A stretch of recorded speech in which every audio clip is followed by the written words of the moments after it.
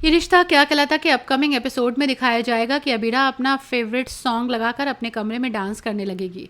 उसका baby bump नजर आएगा। वो प्रेग्नेंट औरत की तरह बैठने और चलने लगेगी। वो बेबी को अरमान की फ़ोटो दिखाएगी और बताएगी कि ये उसके पापा हैं। फिर डांस करते करते बाहर चली जाएगी। डांस करते करते अबीरा गिर जाएगी। अबीरा की आवाज़ सुनकर विद्या आएगी। अबीरा विद्या से छिपकर अपने पेट पर लगा तकिया हटाने की कोशिश करेगी। हालांकि विद्या समझ जाएगी। इससे पहले कि विद्या कुछ कहे, दादी सा आ जाएंगी।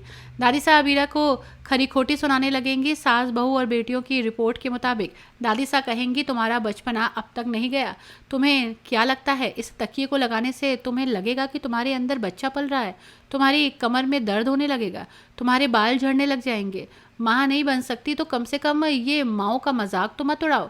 दादी सा रुकेंगी नहीं।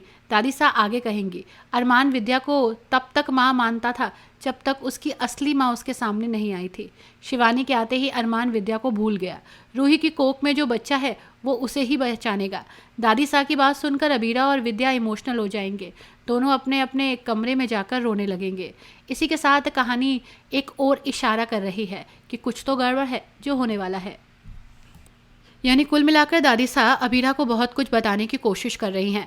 ये रिश्ता क्या कहलाता कि आने वाले एपिसोड में दादी सा अबीरा को समझाने की कोशिश करती दिखेंगी कि वो अबीरा को उदाहरण देकर आईना दिखाने की कोशिश करती दिखेंगी कि तुमने सैरोगेसी का जो निर्णय लिया वो बहुत ही गलत निर्णय लिया, क्योंकि अब अबीरा को भी लगने लगा है कि कहीं कोई गड़बड़ ना हो जाए, कहीं ऐसा ना हो कि रूही बच्चे को ही ना दे।